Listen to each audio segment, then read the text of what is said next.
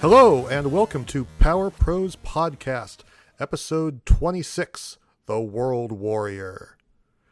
I am one of your co-hosts, the Hoff, Chris Hoffman, and with me is my horribly diseased colleague, Chris Slate. Hello. And Slate, you are under the weather this week, I understand, but we still got a lot of Nintendo stuff to talk about. In fact, it's been just a little bit more than a year since Amiibo hit, so our big topic this week is going to be all about Amiibo. But before we get to that, we're going to kick it off with some other stuff. I think we're going to start with some impressions of the latest releases. Yeah, that's right. The must-play game of the year, Mario Tennis Ultra Smash, just came out. Must play, you say? That sounds very, very promising. Yeah, unfortunately, I'm kicking that game a little bit while it's down. It's been getting negative reviews, and in general, people have been piling up on it, and that's deserved. But you know, I guess I always try to feel like I have to balance things out a little bit. It's the core mechanics of it are, you know, pretty much as good as any of the Mario Tennis games have ever been. At least that's how it seems for me, having, you know, only put a couple hours in so far. Yeah, it seemed pretty solid when I played it a few months ago in demo form. But unfortunately, it sounds like as far as the rest of the game goes, it hasn't really gone beyond what I saw in demo form. There's just not a whole lot to it. Yeah, that's the thing. It's the core tennis is fine, but they and they have like a handful of modes. But you know, these aren't the modes that you can really actually that you're used to getting in Mario sports titles. The ones you can really sink your teeth into. I mean, there's not even a tournament mode. Wow, that is really lame. Yeah, I mean, when was the last time you could play Mario Golf or Mario Tennis and you couldn't even play in a tournament? So you basically got your one-off, you know, regular tennis match, classic tennis on like basically the same arena, but you can change the color and surface of the court, which does affect, you know, how the ball moves like you would expect in a tennis game. They've added the ability to do these jump smashes, which is kind of the where Ultra Smash gets its title. They've added a mode where you can basically keep turning into a mega version of your character, you're a giant version. Oh, yeah, that's the one that I played a bunch of at E3, which sort of, I mean, it seems like whoever gets the mushroom is suddenly totally overpowered and is going to score the point. Yeah, it's not my favorite. It's not as bad as I thought it would be, but it is, you know, it is just something to kind of maybe play a couple of times, you know, when a bunch of friends are over, just to kind of laugh at. But if you really want to sit down and use any kind of skill and you know, dig deep into it, you're probably going to, or as deep as you can go, you're probably just going to play classic tennis. Yeah, I mean, you there's a mode where you can play with your Amiibo, and you know, it's essentially 2-on-1 with you and your Amiibo against the computer. Yeah, I kind of thought that might be the mode that you'd be able to, you know, spend some time with, because you know, there's no tournament mode, but I'm like, well, this is kind of like just climbing an arcade ladder, but it even turns out that there's nothing really for that. It's just a survival mode, and it you know, there's not like a final boss to beat or anything like that. It just goes until you lose, and that's it, right? Yeah, the goal there is just to try to, you know, win as many as you can in a row, and then once you've done that, you finally lose, to start all over again and try to see if you can beat that, you know, winning streak the next time. And you can't even play that mode unless you have an Amiibo. Is that correct? Oh, actually, I think you can play it without an Amiibo. In fact, I just tried that today. So you don't have to have the Amiibo, but I mean, without the Amiibo, it's even less of its own kind of unique mode. It really feels just like classic tennis with, you know, the extra stipulation that it recognizes when you go on a streak. But when you play regular classic tennis, it's really just one-off versus matches. And I will say that, you know, although there isn't a traditional mode like tournament or wherever, where you feel like you're building towards something, the game does have some stuff you can unlock, other characters and things like that. Not a ton, but some stuff. Is there new gear you can get to equip your character or anything like that? You know, I'm not entirely sure. I mean, I do feel like there's a variety of things you can unlock by earning coins from playing the various modes, but I haven't really unlocked a lot of stuff yet. So I'm just starting to get into that. But I think the consensus that seems to be out there seems totally appropriate, that, you know, this was basically the start to what could have been a great new entry in the Mario Sports series, but they kind of put it out there quite a bit undercooked. Maybe they just felt like they had to get it out for the holiday season. I don't know. Maybe it would have been delayed and worked on a bit more if they hadn't already delayed Star Fox and Zelda Wii U. Who knows? But the bottom line is, especially when you compare it to all the other Mario Sports games we've seen in the past and what we've become accustomed to, there's really no excuse for kind of losing tried and true, you know, modes and features. Yeah, it's weird how, like, every time they bring this series back, it's like it has fewer and fewer features. Yeah, and the criticisms of the Mario Golf and tennis games for quite a while has been that even with the previous ones, which were better and had more modes, was that there still wasn't that long kind of RPG-esque kind of story mode. Yeah, they really dug themselves into a hole with that one. They put that into the old classic versions on handheld, and that's like people are like, yeah, bring that back, we love that mode. And every time they don't, and people are like, oh, this is disappointing. Right, so people were already kind of tired of these games just being straight up arcade kind of multiplayer affairs, and Nintendo really took it in much more an extreme direction with that, with basically stripping out stuff that even at least you had in the last games to try to get a little bit more out of there, especially single player. So this one, I mean, it is they knocked $10 off the price. I feel like it should have been even a bit more than that. It is fun if you've got a bunch of friends who are constantly over who like playing Mario Tennis, and you can kind of enjoy it with them. But if you're just going to spend a lot of time just sitting there on the couch by yourself playing this game, I really can't recommend it, unfortunately.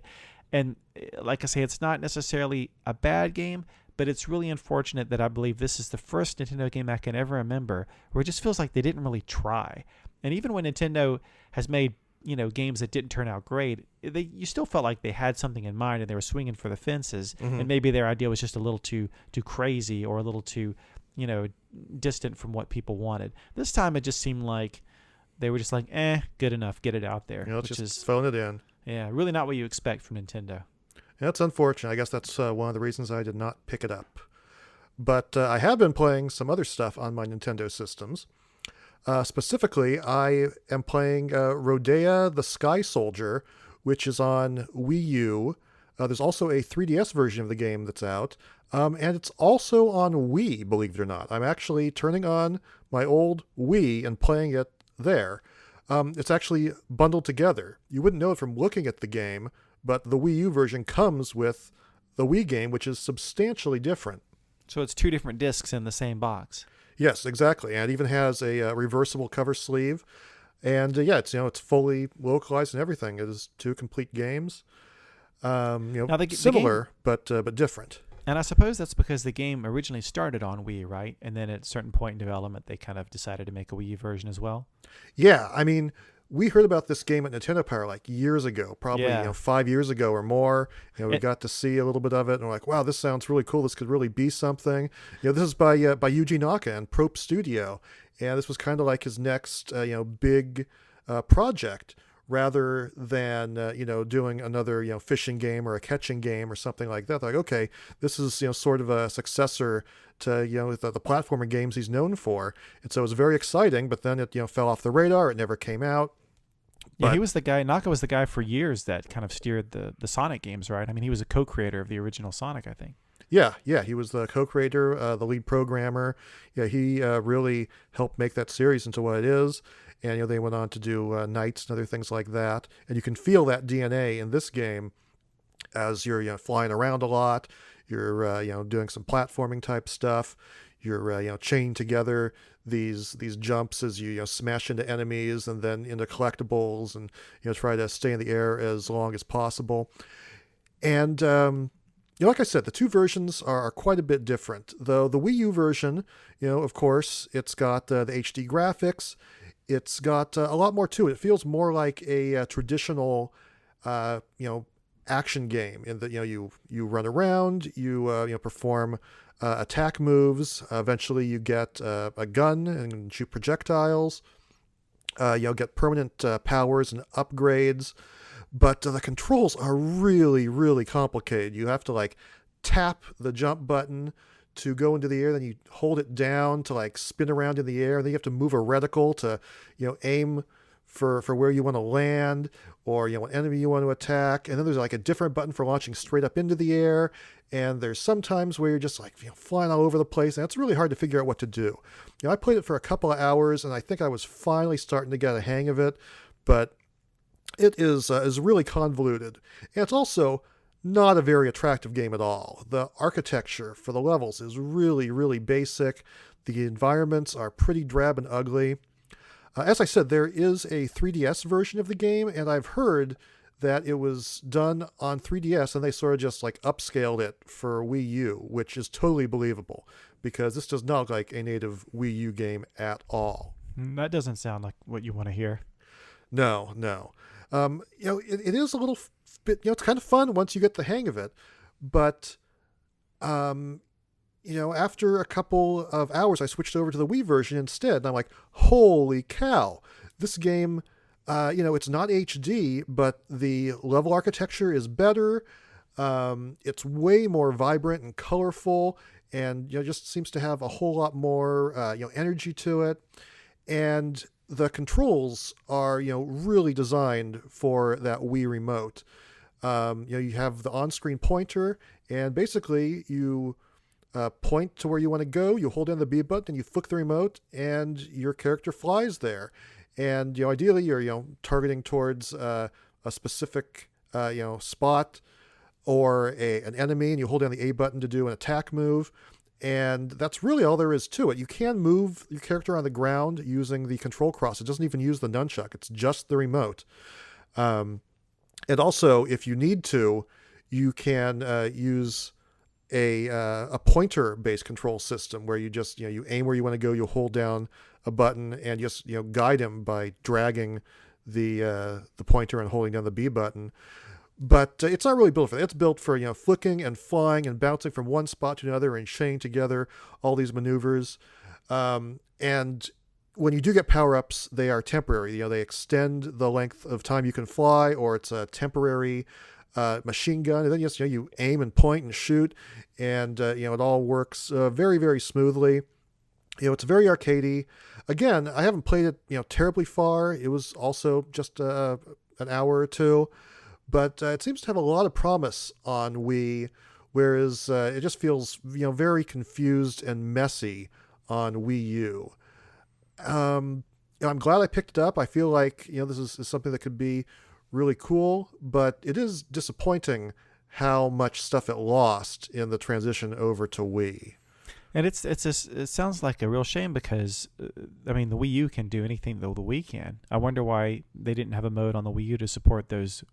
Well, I guess you said the whole architecture is different. They really built the game differently, huh? They did, but there's nothing stopping them from using maybe the touch screen in a similar manner, or having the Wii remote controls. Since you can have Wii remote on Wii U, why not do it that way? Yeah. But it is neat. It's a cool piece of history. It's nice to get the two versions in one package. If you are a fan of the Naka stuff, if you're a fan of Knights, I definitely recommend picking it up. And if you're still playing your Wii, then that's also another good reason to get it. I'm certainly not ready to give judgment, and certainly even the Wii version has numerous issues. I do miss the permanent upgrades of the Wii U version, and sometimes it's like, man, how come I can't just use the nunchuck to maneuver my character and then flick the remote to move? That might have been better. Why isn't that option in there? But it's certainly a very, very interesting game. I will give it that much, and I think it's worth investing more time in for certain. So moving on from our game impressions here, we've got some news. It's not actually a very big news week, but I heard that Nintendo has opened up a shop on eBay. Yeah, I stumbled across that the other day, and they don't have a lot of stuff up on there yet. And as you might guess, most of the stuff they do have on there, you don't get any steep discounts on or whatever. Oh, that's a bummer. But there was one exception to that rule. They had Wii Fit U, the package that has the the scale in it and everything, and the pedometer that you take with you. That was pretty pricey, as I recall. Yeah, but they had it for just $25. Oh, not bad. So that's one I always meant to pick up, not so much because I really wanted to use it, but just as kind of a Nintendo collector. So that's a good deal. They also had some discounts on refurbished Wii remotes. So that gives me some hope that maybe we'll see some more refurbished goods on there. And I was hoping they might eventually add some things that you can't normally get in stores, but that you can get through Nintendo's online shop, such as the higher capacity replacement battery for the Wii U gamepad. So, I'll be curious to see now that they've established a shop, what they do with it. Yeah, or maybe some of those new 3DS non-XL faceplates. Maybe they'll show up there. Or, crossing fingers, maybe even the system itself. That'd be cool. Yeah. I mean, it could be a cool little place for them to experiment a little bit or take some lower volume items and kind of put them out there that way. So, it's just interesting. It's always interesting for me to see Nintendo partner with, companies like Facebook or eBay, companies that they, in a way, seem to kind of either not be interested in or maybe view as rivals in the past. Mm-hmm. They certainly viewed Apple as a rival at one point, and now they're about to put stuff out on Apple platforms. So Yep. it's just like all that other stuff, the eBay store kind of jumps out to me as kind of a whoa, this really is a new Nintendo than the one that certainly was around when we were back on Nintendo Power. Mm-hmm. Yeah, they usually like to make their own path, so it's interesting to see them do that. So another bit of news that came out this week was about the Mother series. There was actually an interview with the series creator, Shigesato Itoi. And unfortunately, it wasn't really what I would call good news about the series, huh? Yeah, this comes from a Japanese magazine called Game Watch, or maybe that's a website, or probably both. But anyway, he says, and I'm quoting the translation here, he says, among big-time pop stars, if they, put out 10 items, or 10 albums, rather, around the fourth album, they can't make very good songs. The albums sell, but everyone at the concerts wants to hear songs from those first 3 albums. That's very true. Yeah. He goes on to say, I'm glad that video games are not my profession. If it was my job, I would have already made 4 and 5. So essentially here he's saying that he feels like he's kind of made his mark with that series. He's proud of what he did, and he's fearful that if he kept trying to go back to that well too many times. Well, he's basically reaffirming that there is not going to be a Mother 4. Right. And, he'd said that before, but, this is kind of, seems like the final nail in that coffin. I mean, I guess there's, it's Nintendo's property, so I suppose they could continue without him. But, knowing how much, this guy contributed, how important he was to the series, that would be pretty weird. And, but yeah, just kind of sad to hear there's not going to be another one, especially when we've only gotten the one. Well, I guess we 2 now. My bad. I almost forgot about the Virtual Console release of the original here in the U.S., but we had never got Mother 3, which is, supposed to be one of the, all-time greats. But, who knows? Maybe one day we will get it. Yeah, and if we do, we can at least take some satisfaction from knowing that we now have the complete series, since, there won't be any more. He actually, in that interview, specifically said, and the quote here is, that Mother 4 seemed totally impossible to him. So he's not leaving a lot of wiggle room there. Yeah, that is kind of sad to hear. But I understand what he is saying. He makes a good point. Yeah, you have to respect a guy who's willing to walk away, from something where he could go back and make another quick, easy buck. But he doesn't want to diminish the quality of the work he's already put out there. Mm-hmm. Another interesting thing that you were showing me just this morning is that there are these, mock movie posters out there on the internet of what it would look like if Studio Ghibli made The Legend of Zelda into a movie. Yeah, they're so great. I mean, they have that kind of Ghibli spirit to them, that kind of melancholy kind of, spirit of wonder, where you are looking at the back of the 3 principal characters. One poster is Link, the other one is Zelda, the other is Ganon. And you're each looking at them from their perspective as they stare out from their own unique spot in Hyrule out over the lands to, kind of a stormy, cloudy Death Mountain. And it's cool, the way that they mock the posters up. First of all, the artwork is amazing. It looks, very reminiscent of Studio Ghibli films. They even put kind of the little critics awards, kind of at the top of the poster to give it some extra class. And it really just makes you wish that if Nintendo is finally, it looks like they're going to be getting into films, that this was the approach they took. I mean, that would be amazing. Mm-hmm. Yeah, it made me really think that would be a really good match, a way that they could, someone. It seems like it'd be really hard to make a good Legend of Zelda movie, but if anyone could, take that spirit and those themes, it would have been Miyazaki. It's too bad that is also an impossibility, it seems. Yeah, people should definitely check out the posters though. I mean, just go on and Google Zelda Studio Ghibli, and I'm sure it'll pop right up. Mm-hmm. Now, like I was saying, there's not really too much news to talk about this week, but I did want to take care of a couple little housekeeping things. First of all, I wanted to say a big thank you to one of our listeners, Brian Booth, who sent us a couple of Triforce Heroes codes a couple weeks back. You mentioned on the show that we didn't get them, and he generously sent them to us, and we totally kept forgetting to thank him until now. So here we are. Thanks very much, Brian. Yeah, thanks a lot, Brian. You're awesome. And then we have started trying something out. There is a new place for people to listen to the podcast.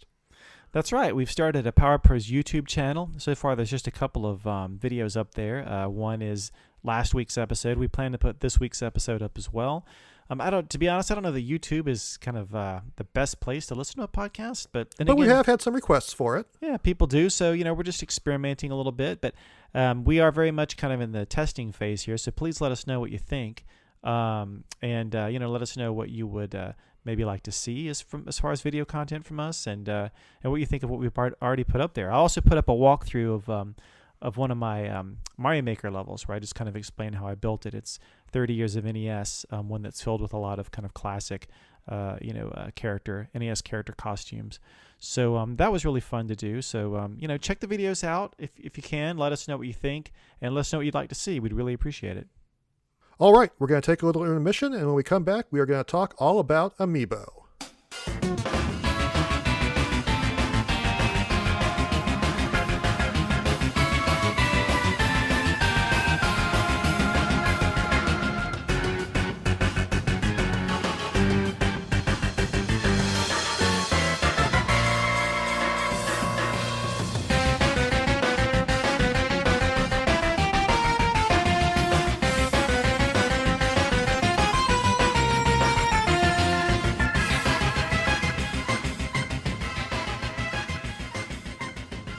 All right, we are back, and we are here to discuss one of our favorite topics on this podcast, Amiibo. Amiibo! Specifically, we just recently celebrated the one-year anniversary on November 21st, and we're just kind of checking in, seeing how it's gone, how it's been, where it's going. What is the state of Amiibo? How do you think this first year has gone, Mr. Slate?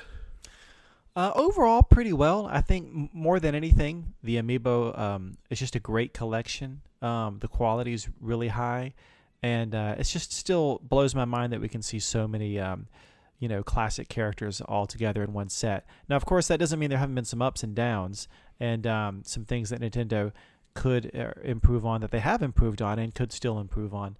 And I'm sure we're going to get into all that. But overall, I'd say I'm pretty happy. I think I may have said this on the show before, but I always kind of, I've got a kind of a collector's mentality, but I kind of stayed away from, collecting too much stuff in the past other than games themselves. So this was a great opportunity for me to really kind of indulge that kind of a collector's urge on something that, isn't insignificant. There's a lot of Amiibo, and I think we added it up the other day, and I'm sad to say that it's around $1,200. If you've bought all of them, not counting the Amiibo cards, around $1,200 to catch them all. Which, if you think about it, I mean, a new Zelda game comes out once every 3 or 4 years. Console Zelda game, and they get my $60 for sure. But they've somehow managed with a product line to get over $1,000 from me in 1 year alone. Yeah, that's for like what, 75, 80 Amiibo? That's a lot of product to come out in the whole year. It is. It's crazy. But I mean, it was a brilliant move, and just the kind of thing they needed at a time when they needed steady, revenue and something else to look at, because they obviously didn't put out a huge quantity of games this year, and even some of the key ones they were counting on slipped. But I would say you could give Amiibo a lot of credit for getting Nintendo back in the black here these last couple of, quarters. Yeah, I'd have to agree with you. I feel like it was a bit more of a mixed bag, maybe, than you did, but I do really like the quality of the product that they're putting out.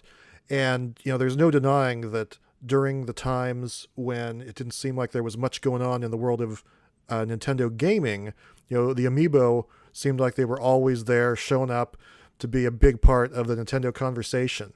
I mean, it's not very often that you see people, lining up outside of stores for a Nintendo product, but by God, Amiibo certainly made people do it.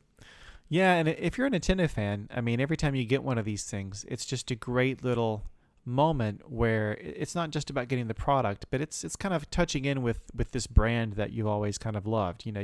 You're holding that little character in your hand, and you're just reminded again of why you love Nintendo, or at least I am. When I hold a classic Mario character, or especially some of the more obscure stuff. I'm holding a freaking Game & Watch, Amiibo. I'm just thinking, man, Nintendo's awesome. And that really ties into kind of Nintendo's broader brand strategy, I think, how they're trying to get or up the value of their character IPs by, putting them in more places and theme parks and, eventually movies and all these plans they've got going on behind the scenes. And Amiibo was a very direct and simple way to just say, we may not have a new Zelda or Metroid game every year, but look, here's some great, another great way to kind of touch base with these franchises that you love and remember, again, how much you love Nintendo. And that kind of makes you more excited, about Nintendo in general, I think. So I think, these things really help Nintendo in a lot of different ways. Yeah, you don't even need to be a Wii U owner or a 3DS owner to want to be able to collect these things.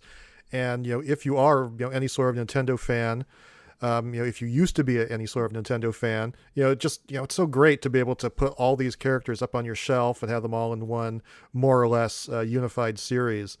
All the major characters and lots of the minor characters. It's just, really, really fun to be able to see something like that come through and, be a big hit for them. Yeah, and also as a fan, it also gives you an opportunity to show Nintendo how much a certain character might still be really loved. I mean, Smash really gave us that opportunity because they had such a broad range of characters. They weren't all, A-listers as far as, their individual sales of their series may have been in recent years. But, we can all go back, or we can all go out and, buy up all the little Macs to let Nintendo know, hey, there's an audience here for Punch-Out. We can all go show Capcom how much we still love Mega Man by buying Mega Man. So there's also a certain amount of just, the Amiibo that you buy and the ones that you kind of proudly take in. There's a certain kind of ownership there that the fans can take that also, I think, helps the appeal of these things. Mm-hmm. But it's been a really interesting roller coaster since these things came out a year ago. I remember, they first became available, online, like on Amazon. I'm putting in my pre-orders. I'm like, okay, that seems fine. And, Wave 2 went up with Little Mac and Diddy Kong and Pit and Captain Falcon. I pre-ordered those, and, that was all right, no problems. But once they actually came out, and some of these things were in such short supply, that's when things started getting a little nuts. A year ago, there were 12 of them that came out alongside Smash Brothers, but, Marth and the Wii Fit Trainer and the Animal Crossing Villager were pretty much nowhere to be seen. And once people realized how rare some of these were going to be, it got kind of nuts pretty quick. Yeah, I don't know if it was the situation where Nintendo, Nintendo produces these toys themselves. Mm-hmm. So I'm not sure if it was just them getting used to a new market or them maybe underestimating the appeal and the demand for these from buyers. But there just weren't enough to go around, and it was, from a fan's perspective, it's kind of inexcusable. I mean, it was like that through much of this first year. Where, like you say, that the very first ones we pre-ordered without much trouble, but still the idea that you would have to pre-order something to really guarantee that you get it. Well, we didn't know we had to, but it was available. We're like, why the heck not? Makes it so we don't have to run out to the store. And I was able to do that for the first 3 waves pretty much. And it was just like a normal product at that point. But, then it became, this phenomenon, and suddenly, you couldn't, that was like, not an option. You can't just go out and, buy them like you would buy any other product. You can't just, pre-order it like you would a game. And it just sort of became this crazy monster. So on the one hand, you had, these really cool figurines that had, a lot of great detail or a lot of, authenticity that, really captured the spirit of these great characters. And then on the other, there was this, horrifying sense of, if you're a collector, how are you going to get this thing? You're going to have to do some weird stuff and wake up at weird times of day and, literally go out and fight people to get these things. Yeah, and that was that's the real blemish on the first year of Amiibo, because Nintendo likes to say that they're in the business of putting smiles on people's faces, but there's no smile on your face where you're lined up 2 hours early in the cold outside of a Target with a bunch of other people, and you don't even know if they're going to have enough product for the number of people that are in line already. Mm-hmm.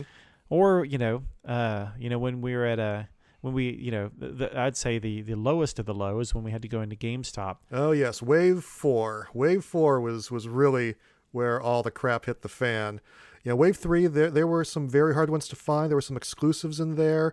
There were 5-minute windows when, Rosalina was up for pre-order at Target. But, if you tried, we were able to get all those without too much trouble. But then Wave 4 came around.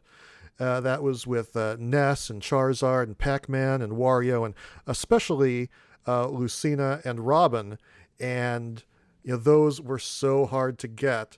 And what you're referring to, of course, is when we, the way to pre-order them at GameStop was to actually go to the store at a specific time and do your in-store pre-orders.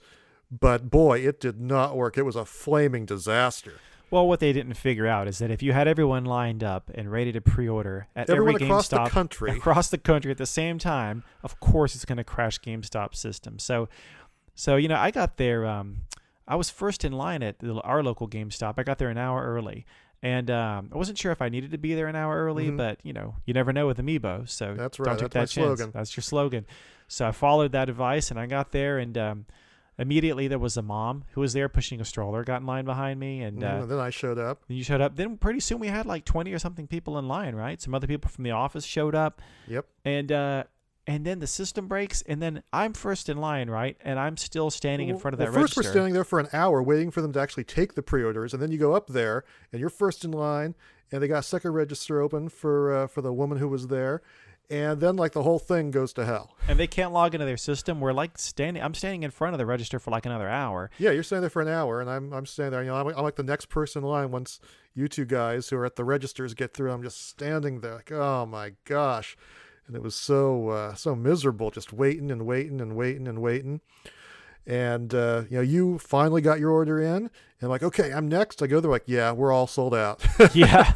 So you were the only person who was able to get your order that day. So that was when it was okay, no matter how much you love those were the Amiibo, dark times. Yeah, no matter how much you love them and no matter what you're willing to do, you still might not get them. And that's... first of all, it needs to be a situation where you don't even really have to pre-order. If a little kid happens to walk into a store, at least for the first few weeks after it comes out, and he should just be able to come across his favorite characters in Amiibo and go, oh, I didn't know this existed. I want to buy it.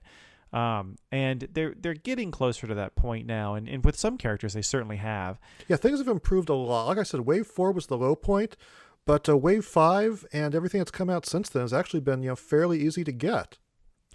Yeah, to the point where, I'm still kind of getting over how surreal this was. The last Amiibo to come out was Lottie from Animal Crossing. She came out last Sunday. It was Target exclusive. I went through the usual thing. Well, I thought, those exclusives have been in pretty good supply lately. I wasn't too worried about her. So I wasn't. The Animal Crossing ones don't seem like they've been quite as popular as a Smash Brothers one, and the exclusives have been in high supply, like you're saying. So. Yeah. I was like, okay, I'll get there a little bit after they open, or maybe right when they open, and see how that goes. And I think you did the same, right? That's right. I got there right when they opened. And in fact, I got there maybe 5 minutes early, and they had already opened the store, but half the lights were off. So felt a little weird walking in there. People might ask me to leave or whatever, but hey, the door was open. So I go back to put a cardboard box on and just snuck through. Yeah. So first of all, there was no line. It's the first time I've ever been to get a new Amiibo on New Amiibo Day, and there's no line. No line. I go in there. I thought, well, maybe the line already went in before I pulled up. I go in there. There's nobody at the front kind of, shepherding a line or set up at a special area to sell these things. So I went back to the electronics department. There's nobody working the counter, no line there. Eventually flagged somebody down. They had to flag somebody else down who flagged somebody else down. Ultimately, they had to go in the back, find the Lottie Amiibo, bring out a big case, open it up just for me. And during that whole time, nobody else ever showed up. So weird. That was really weird. Either that's just the least, popular Amiibo that Nintendo's put out there, or people didn't know, or the messaging hadn't got out enough that was going to be available. But anyway, that was the weird anomaly in kind of looking at, how far we've come from, the days where you no matter how hard you tried, you might not get a pre-order, to the days where you can kind of, at least with Lottie, show up in a weird ghost town and you're the only one who seems to care. Of course, it wasn't long before that I showed up trying to get a Mega Yarn Yoshi and failed. So yeah. So we're not out of the woods yet. Yep, but they are making huge strides. But yeah, just the numbers I saw on the local Lottie shipments were crazy. Most stores were getting at least 50. Some of them were getting 100. 100 of this pretty obscure character. Like, I barely even know who Lottie is. Yeah, it's not like know? it's KK or Tom Nook or Rossetti or something like that. And that's one of the things that kind of gets me is that, things are improving. You're able to still go in and buy like the Me 3-pack or the Retro 3-pack. But it's so weird. They're like, oh, this store's getting in 100 Lotties, but, a couple months ago, each store couldn't even get in 4 Lucenas or 4 Robins. And that's just nuts that they can't figure that balance out. And there's no sign of them, reprinting those characters. Like, why are those 2 specifically, like, impossible to get? It's just so weird. Well, we have been seeing a lot of reprints coming out. I popped into GameStop just the other day, and they were overloaded with the classic NES characters 3-pack, the Rob, Mr. Game & Watch, that one, and then the Splatoon 3-pack was there, and they just seem to have a lot of stuff that had been, and I saw like 50 Marths over the weekend. Yeah, and Captain Falcon ones that we'd never seen Little in the Mac. store before. Yeah. I bet the thing with Fire Emblem is, and I can't really explain why they've been, I mean, those characters compared to some of the other ones, Mario, Link, obviously, I can understand why they didn't produce as many, but to produce the crazy low number that they did, I don't understand that. But I bet the reason we haven't seen a lot of restocks yet, other than with Marth, is I bet they're waiting to do that when the new Fire Emblem title hits next year, because it works with all those Amiibo. That does seem highly likely. Hopefully that's the case and they're not just never going to be seen again. But yeah, it's weird. Like, there's still a handful of characters I've never seen in a store, and it's the 3 Fire Emblem characters, the 2 I mentioned, plus Ike. I've never seen Meta Knight or Dark Pit or Palutine. I guess Palutine has never been sold in the store over here, so that kind of makes sense.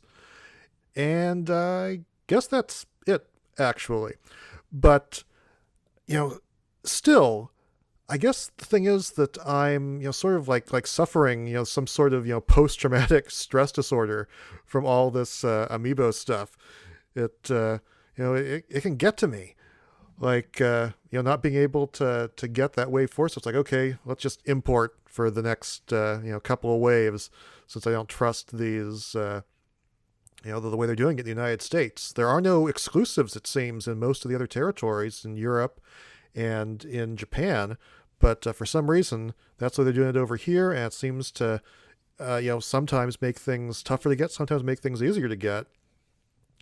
But, for a time I was thinking, man, if they just, put all the Smash Brothers characters and I'm able to get all of those, and I have, basically a complete set of the Smash Brothers roster, they can stop right here. I'll be happy with all these Amiibo. They don't have to make any more. And, I can go on my merry way, and I won't have to stress out about, trying to catch them all anymore, because it had stopped being fun.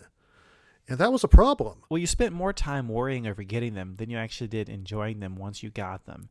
That is very true. But the good news is, and not to belabor the point too much, but as we've chronicled, every week here in this podcast, they have gotten better and better. And although they're still not perfect every time out of the gate, they've improved greatly than where they were. And hopefully, as we move into 2016, they'll continue to polish out the few remaining rough edges, and it won't be a question of whether or not you can get these anymore. It'll just be a matter of do you want them, and if you do, then you'll be able to grab them. Yeah, I feel like the big test is going to be with Lucas and with Roy, because Ness, super hard to get, and all the Fire Emblem ones have been super hard to get. But this time Roy is going to be a GameStop exclusive, I believe. And, if the numbers are anything like with the Retro 3-pack, maybe that means he'll be totally easy to get. So, I'll cross my fingers on that one. But instead of, belaboring, how traumatizing this has been to me, and, talk about a first world problem. Yeah. Let's switch gears a little bit. What are your favorite 5 Amiibo that have come out so far? Well, that's really tough to pick. I mean, there's 5 out of so many. But I did try to put a little list together, and in the end, we can talk about build quality, and certain Amiibo are a little bit fancier than others. But in the end, I just kind of went with the 5 that made me smile the most whenever I check them out. Sure. I'll kind of count down. My number 5, I think, is Bowser Jr. Okay. I think he's really cool looking at his little clown copter, and he's got some different kind of textures going on, and I guess the clown copter really is what gives him that little something extra special. I'd say my number 4 is Yarn Yoshi, just because he's so unique and distinct, being made out of yarn, and it's adorable. And I would say number 3 is Olimar. I really love Olimar's little bubble helmet and the little Pikmin accompanying him. There's a lot there to really take in and look at. Yeah, I love that one. It's like a little diorama. Yeah, it is. 3 or 4 different characters there. 3 Pikmin plus the captain himself. Mm-hmm. My number 2 is Mega Man. I love looking at all the third-party characters because I still can't believe that these characters are in a Nintendo game, or that Nintendo is making toys of Sonic and Pac-Man and things like that. Yeah, I can't wait until there's a Cloud and Ryu one as well. Yeah, really. I mean, a Cloud Nintendo toy, come on. But Mega Man to me stands out because I still really associate him with that initial game reveal trailer, at E3, where they showed Mega Man in Smash for the first time, and that was, probably of all the great reveals they had, still my favorite moment. And then my favorite amiibo out of all of them, I think I would have to say Duck Hunt Dog. Ah, a fine choice. Yeah, because not only is he interesting because he has the duck and the dog and the kind of cool pose that they're in, but again, I've said this before on this show, the fact that there is a Duck Hunt Dog toy that Nintendo made really just does show you that anything's possible. Nothing's off the table, and I think I love it just for the sheer, if nothing else, the sheer impossibility that it even exists. Yeah, I mean, it really kind of proves that anything is possible when it comes to these amiibo characters. Yeah, I never thought that we'd be getting a collectible of the Duck Hunt dog, or the duck for that matter. Yeah. My top 5, I didn't really put them in order, but my list also includes Captain Olimar. It also includes the Duck Hunt duo. I've also would say that one of my favorites is Rob. It just got a lot of little detail there. It really looks like Rob. Or he almost made my list. Even better than the real thing for sure. It's a good size, and I like the fact that there are 2 different versions in the U.S. and in Japan. Apparently, we'll be getting the Famicom version pretty soon. But yeah, just a fantastic detailed sculpt. Lucena is on my list. I think there are numerous reasons that she's popular. One is because, it's a great game. She's an interesting character. But it's also just a really, really well-made amiibo with a cool sculpt. It's got lots of nice intricate details. It's got a well-done face. Came out better than Marth did by far, I would say. So that's definitely one of my favorites. And then Chibi Robo. I really, really like Chibi Robo. And I think I've said this before, but it's basically like, a 1-to-1 scale Chibi Robo. Like, that's how big I imagine he would be if, the actual Chibi Robo were, running around in my house helping me out. I guess the plug is a little too thick to fit into an outlet, fortunately. Otherwise, I probably would have tried it by now. But he's, totally adorable. The scale is perfect.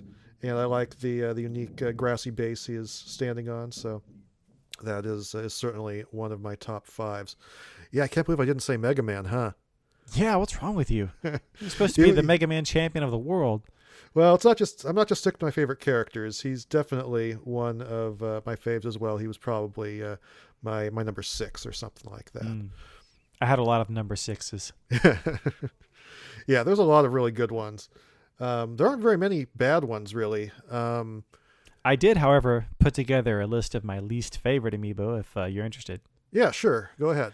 In no particular order. And I don't think any of these are bad, but, I'd say I'm, again, least interesting to me. Gold and Silver Mario and Gold Mega Man. Nothing against the characters, but, they're just... Hey, Gold Mega Man's not even out yet. How dare you knock him? They're just variants. I'm getting them kind of because I have to have them for the collection, but I'm not excited. They're worse than the actual versions, that have their real colors on them. The Mii Fighters, again, I'm glad they exist, but a game full of classic nostalgic NES characters, those are the least that I'm kind of nostalgic they're just a little about. Bit bland, yeah. The Animal Crossing Amiibo cards are probably my least favorite. I do like the idea of an Amiibo card, but blind bagging hundreds of cards, it's bad to collect. And they're, to be honest, I mean, when you hold them, when there's that many of them, any one of them isn't that special. And then also I'd probably say the Pokemon amiibo. Nothing wrong with them at all. It's just not, Pokemon isn't really the thing that super hypes me up. So for me personally, those are all the amiibo that while I still bought them, enjoy them, and like them, are maybe a notch below the rest. I think the only one that I would add to that list of disappointments would be, ironically, the most popular amiibo in the United States, the original Link. He's got that, sort of ugly yellow stand keeping him up, and he's really, really tilted, looking down. It feels like he should be, leaning back, a whole lot more than he is, so you can actually see his face and stuff. And it's weird because, it's super popular. I was really looking forward to it before it came out. It ended up being one of the biggest disappointments for me. It's still really great in a lot of ways, but disappointing compared to what it could have been. Well, and also you make a good point. I think, my favorite game franchises are Mario, Zelda, and Metroid, probably in that order. But yet those aren't my, none of the characters from those games are in my favorite amiibo. Well, I guess Bowser Jr. technically, but and I guess the reason is, although I don't have a lot of picky technical issues with any of those figures. And a lot of them look great, but I just feel like, especially when you're talking about Link, Samus, Mario amiibo, none of them really kind of fully capture the spirit of those characters or those games for me. I think they're just kind of they kind of fit the bill. I think the Mario Party Mario is just a little bit too generic Mario. The Smash one is fine, but he doesn't really kind of feel like Mario. He's very much a Smash version of Mario. I agree with everything you said about Link, and even Wind Waker Link. I don't know. They're all serviceable. They're all good, but I've yet to pick one up that really made me happy, and I'm hoping that if they start releasing game-specific versions of these characters, maybe if I had a raccoon suit Mario, or if I had yeah, that'd be really cool. Yeah, or if I had a version of Link, from like Zelda 2 or something that really, had the art style from the manual or whatever. Maybe that would be, kind of, maybe I need a little bit more nostalgia with some of these to really fall in love with them. What about Pixel Mario? That's pretty nostalgic. He is. I do like Pixel Mario. He's not really Pixel Mario. He's like some new stylized version of a Pixel Mario. True. So, yeah. And he's also kind of a big, heavy piece of plastic. So, I kind of love that he exists, mostly because it was a way to acknowledge 30 years of Super Mario Brothers. But he's probably not one of my favorite amiibo. Now, what do you think about the way that amiibo have been used in games? I mean, I mostly see them for myself as just a cool collectible to put on the shelf, but they all have functionality built in. Do you think that's worked out well? Do you think it's worked out poorly? Do you think it is fair to hide some of this stuff behind the amiibo paywall? It's it really is game by game, isn't it? I think. It definitely is. I will say that my overarching opinion about their use in games is that I do like this idea that once you've bought a character, it isn't just for any one game or even just the games that have come out now. It's for a lot of games at this point that are out now, plus games that are going to be coming out in the future. I love the fact that I only just recently, recently within the last couple of months, was able to finally unlock the last unlockable thing in Mario Kart 8 because it took me that long to get the Olimar amiibo, and I got that Mii costume. So I love the fact that I feel like, they're the gifts that keep on giving, that... Yeah, I mean, we've got amiibo. They're going to work, supposedly, in, upcoming Zelda games and upcoming Fire Emblem games. That's pretty awesome. And presumably on the NX as well, because Nintendo has stated in the past that they see amiibo as continuing on in future platforms. So I love it from that perspective, and I'd rather have that than the Skylanders model or the Disney Infinity model, where even though future versions of those games have supported past figures, it still really feels like a much smaller kind of universe that, those toys are meant very much for a very specific experience. Having said that, the kind of the dark side of that coin is that there is no one game that really kind of uses amiibo to some great effect. What I mean? That's true. And I'd say the worst examples are things like the Ace Combat 3DS title, where you're essentially unlocking skins on a plane, or similar games where it unlocks stuff that you feel like if in a pre-amiibo world this stuff would have maybe been unlocked already, or it would Well, I have. mean, that's kind of all that Mario Kart does. I mean, you sounded like you were happy to, unlock those Mii costumes there, but it's just, giving you these costumes. Yeah, yeah. So I mean, I guess it just depends on the game and the implementation and how you feel about it. I mean, with Mario Kart, I feel like that game's already got such a ridiculous amount of content in it that anything else I get is just a ridiculous bonus. Yeah, those just feel like bonuses, really. It Yeah. seems okay. But and also I think another negative example is when you're playing Animal Crossing Amiibo Festival. Here's a whole game that Amiibo are required, but you kind of don't know how they add to the experience because you could have easily replaced tapping the Amiibo to the gamepad to just pressing a button to roll the dice. And Yeah, I mean, kind of tapping the Amiibo every time to roll the dice got really old really fast for me. that's the rare example of, I mean, the first couple times you do it, it's kind of fun because it's like, ooh, hee hee, toys to life. I'm kind of using this. But Yeah, I'm almost shaking it like I'm rolling the die, but when I've done it like, 28 times in a row. yeah, then you can start to say, well, here's an example where Amiibo are actually making the experience worse. And there's one mode where you're like having to hold down an Amiibo card against the gamepad, to make your character hover in the air and then, land in like the balloon popping mode. That was kind of a weird one to me. Yeah, so Seems it really like a is button would have been much better. really is a shame that the game that the only game that's really made specifically for Amiibo is kind of the worst example of the benefits they can provide. But I'd say the Smash implementation was neat. I've never personally done too much with these Amiibo that I've leveled Yeah, I up. think we had our Amiibo battle each other, like a whole year ago right after it came out. We had a couple of level 50 characters duking it out, but they're like, okay, all right, battle's over. Yeah, We're done. but It was kind of fun, though. I like the idea behind it, and I think other people may have had a lot more fun with it than I did. And I think they added that they've got that same functionality in Mario Tennis.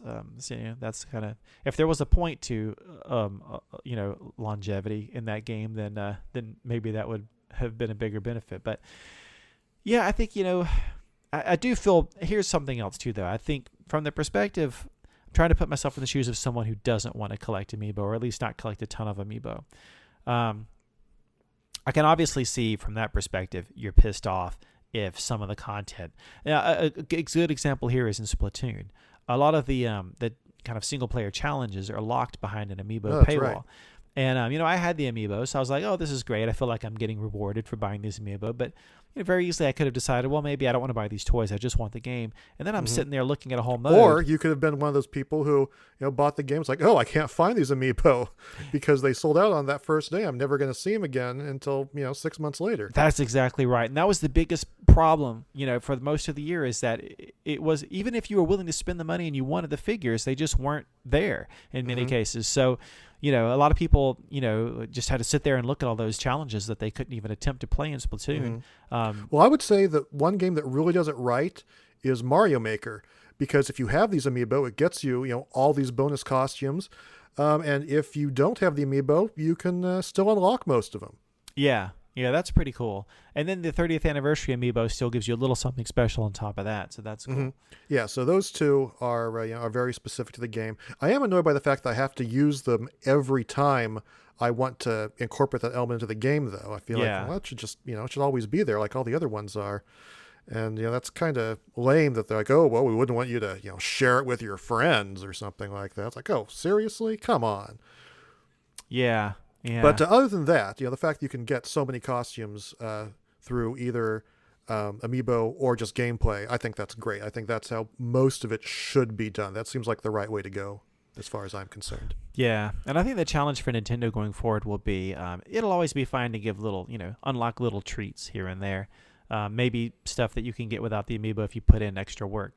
But how do they build upon what they did with Smash, and have more read-write capabilities, maybe even boost the amount of storage in those figures? How do they do something, even potentially with the NX, that is maybe a little more ambitious?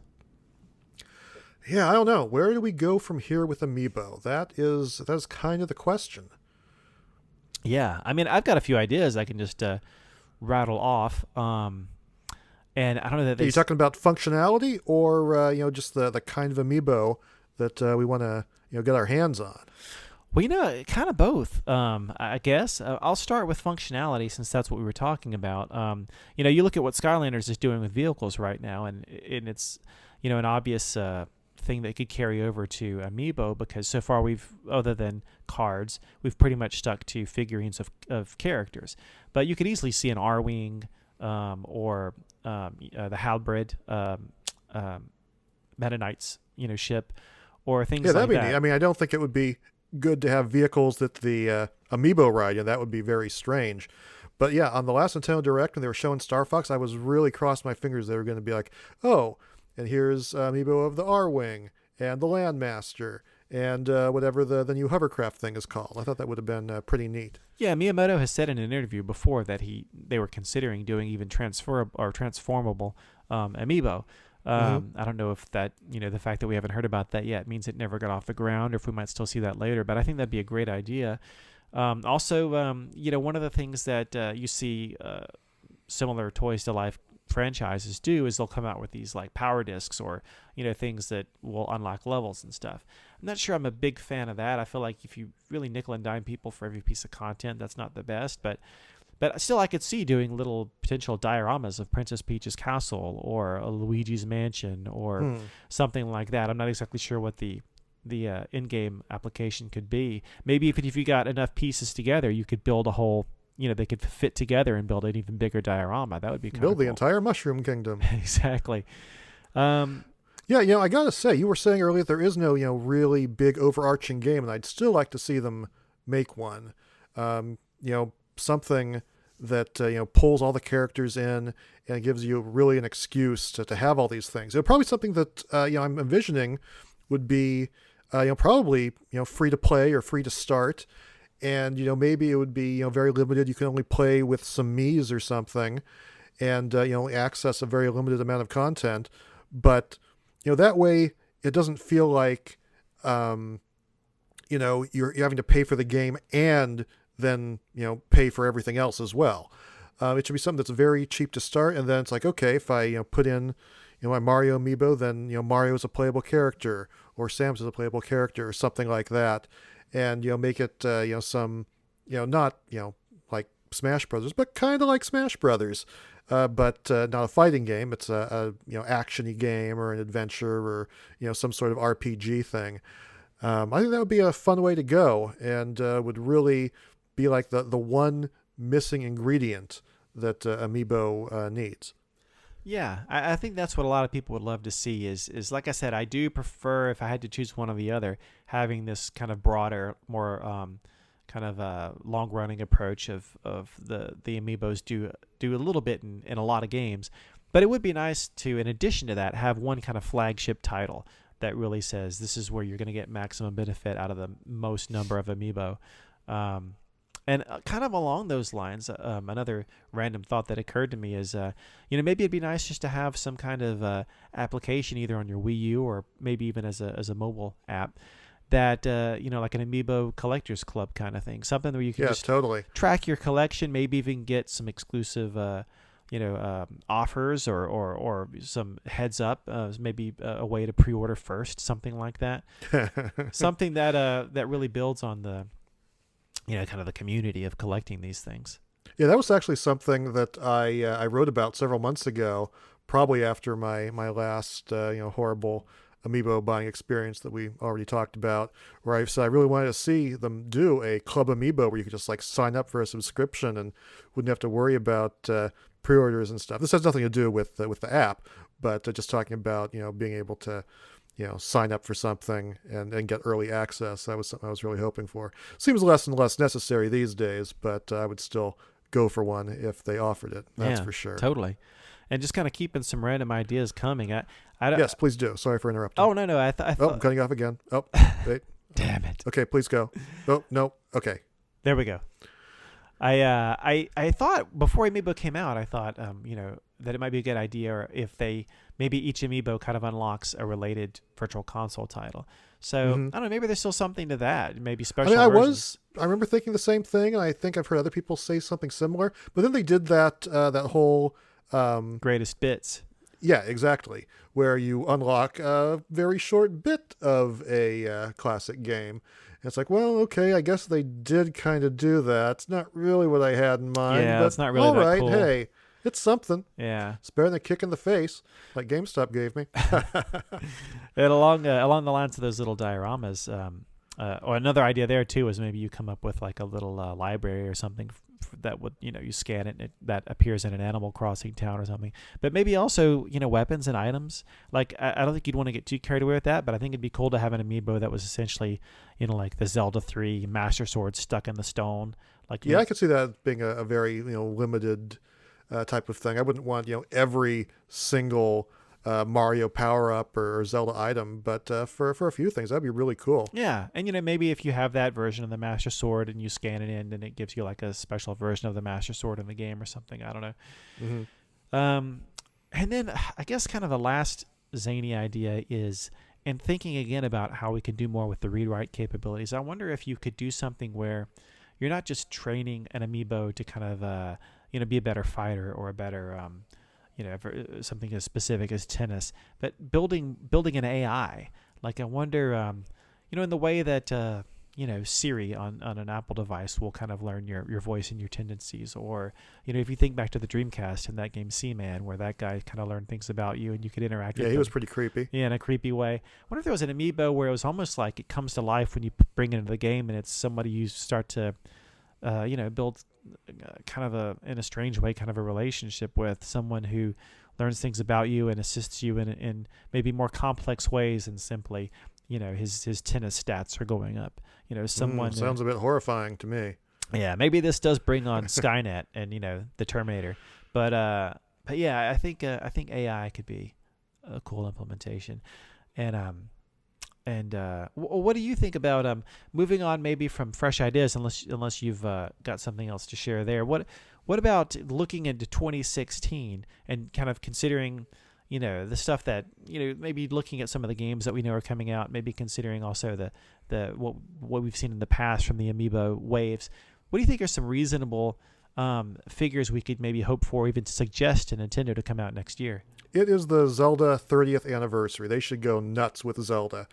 They should have plenty of stuff to tie into the new games, but they should also just be like, hey, here's a whole bunch of like historical Zelda stuff. I think a pixel Link would be like a super obvious one to do and be a nice partner to go along with Pixel Mario.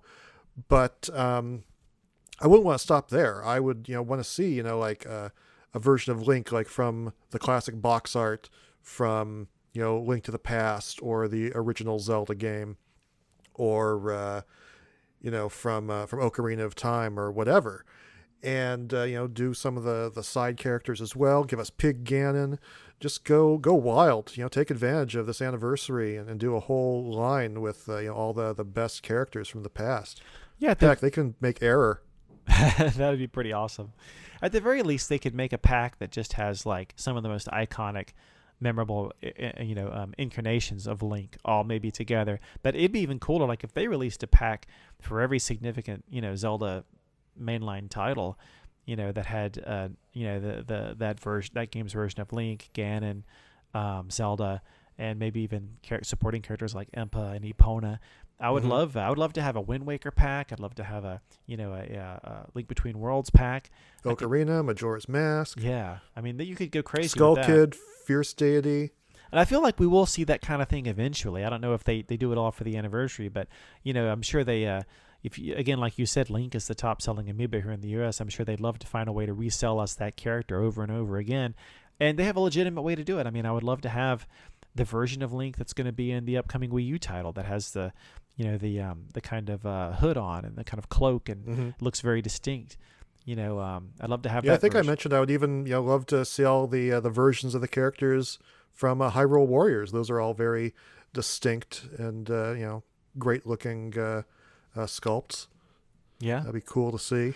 And I'm hoping, thinking of Wii U. Sorry, character models, not sculpts. Yeah, I'm thinking of the Wii U Zelda again. I know that it's going to have some kind of read-write ability with the. It's going to share the Wolf Link amiibo with Twilight Princess HD.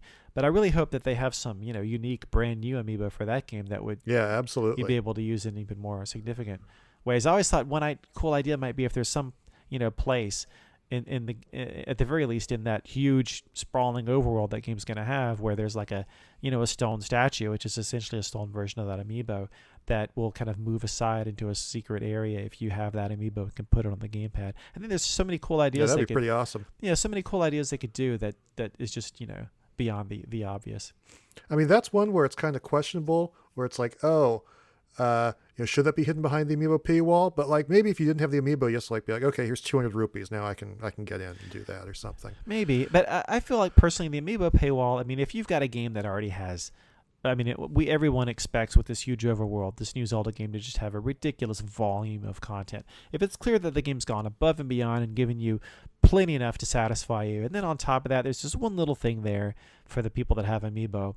It's never going to be ideal for those that don't have Amiibo, but I think that's justifiable. I think, maybe there is a way to unlock it as well, but I don't think we can get too up in arms about it. Small little instances of things like that. Yeah, either way, I like the general idea, and I hope that they certainly do something along those lines. Let's see. Then on top of that, we've got some other big anniversaries coming up. Metroid. Yes, we have the global anniversary of Metroid. I should mention the global anniversary of Zelda. For the U.S., it's actually not for another year, but globally speaking, it is the anniversary of both of those franchises. I don't really expect them to do anything with Metroid. They never really do they? For Metroid anniversaries, Nintendo's no. And like now more than ever, they're kind of sweeping that series under the rug. But hey, we are going to get Federation Force. So what if Federation Force ends up having like a 30 years of Metroid stamp on it? How much more pissed would all the Metroid fans be if that happened? Like, yeah, we're doing something special for the anniversary. Here you go, Federation Force. Samus isn't in it. Please enjoy. Please look forward to it. Please understand. Or they might show up at E3 and say, you know what? Here it is, retro, new Metroid for NX. Boom. Amiibo works with it. 30th anniversary. Live it up. Yeah, I don't really know what else they would do.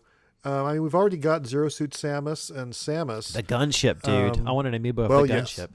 And I certainly wouldn't mind seeing Ridley and Kraid in there as well. And there are other forms of Samus that they can do. Hold on. Ridley's too big to be an Amiibo. How dare you? Maybe a nice mega yarn Ridley.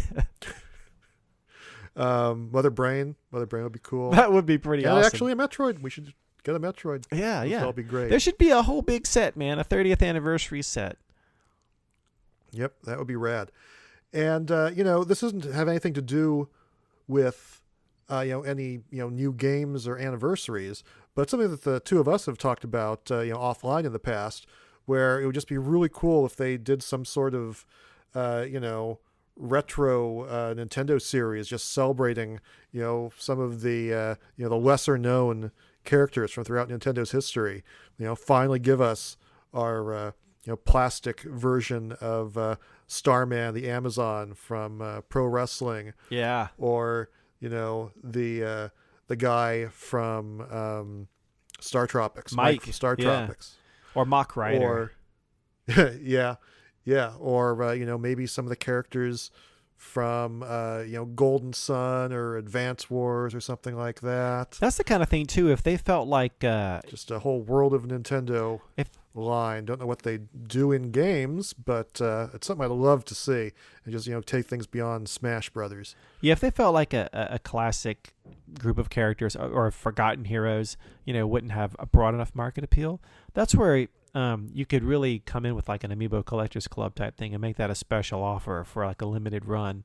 At the very least, just to give those characters a chance. That could be cool. Yep, that would be a lot of fun, in my opinion. And, we got to have, whether they're transformable or not, how can we not have new Star Fox Amiibo next year when one of the top marquee titles for Nintendo is going to be Star Fox Zero? It's coming out in April and we haven't heard anything yet, but I guess you never know. Well, and we got, Falco, we got Fox, and it seems like, Peppy and Slippy deserve to get a place as well. And I know you're a big fan of Crystal, so even though she's not in the game, maybe she could join the lineup also. Yeah, we can leave her out. I'll take that weird, strange, disturbing raccoon from the flight tutorial in Star Fox 64 3DS. Ah, yes, Pedo Raccoon. Weird dude. Believe that was his name. Yeah, a lot of those could be really Hey, fun. and what about company collections? We love when Nintendo does these company crossovers. What if you had like a Konami set or a Capcom set or a Sega set? Again, giving a chance for some of those somewhat forgotten classic characters to shine. Well, I dare not even think that such a thing would happen. But yeah, I would love if they did things like that and did like Arthur from Ghouls and Oh Ghosts, man, or classic Rad Spencer from Bionic Commando, Beautiful Joe. Simon Yeah, that would be Belmont. pretty awesome. Konami. Nah. Konami will just have a pachinko machine amiibo. Yeah.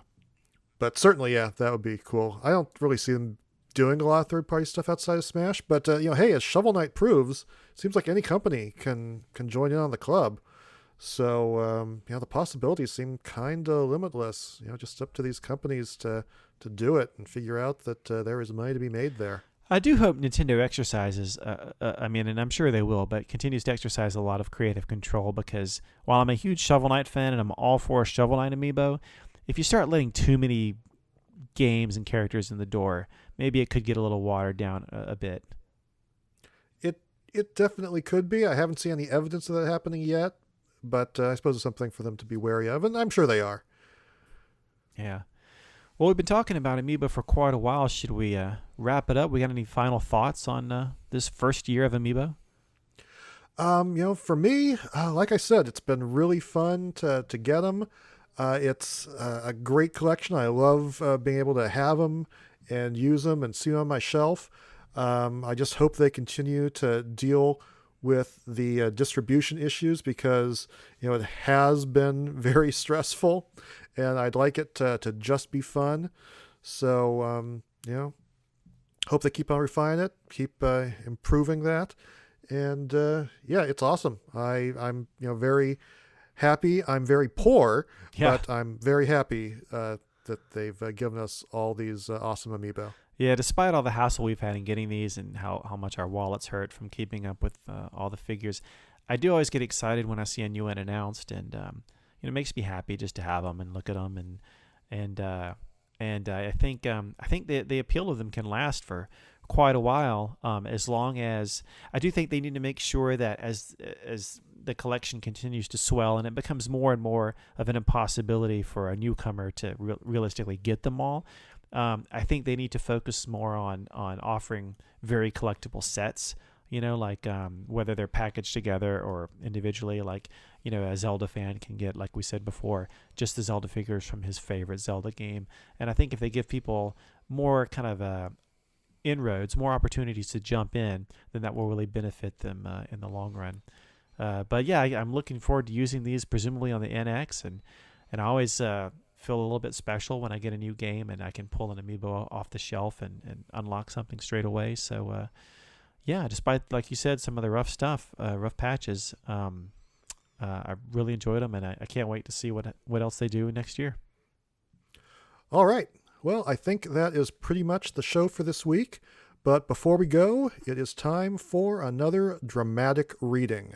This time from the back of the box of the obscure NES game Panic Restaurant.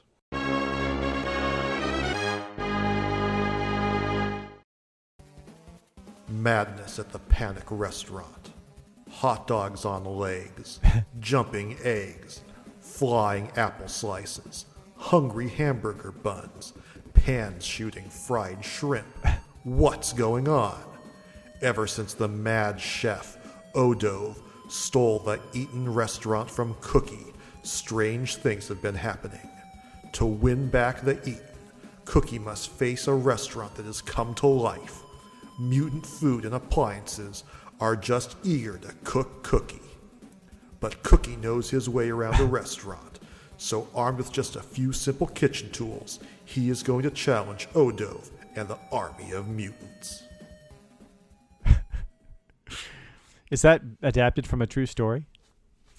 I believe so. It probably happened in Japan, though, so I don't know a whole lot about it. All right, that's it for this week. As always, you can find us at powerpros.podbean.com, and you can follow us at PowerProsPod on both Facebook and Twitter. You can also follow the Hoff on Twitter at Chris the Hoff, and I'm at Chris Slate. Hoff also has a really cool blog you should check out. It's called Still Playing with Power, and you can find that at christhehoff.tumblr.com. And you can email us for any reason at powerprospod@gmail.com. And hey, we always really appreciate it if you could take a second to drop by iTunes and leave us a little rating or review. Thanks for listening, everybody. For myself, Chris Slate, See ya. and our good friend Earthworm Jim, Groovy! we will see you next time.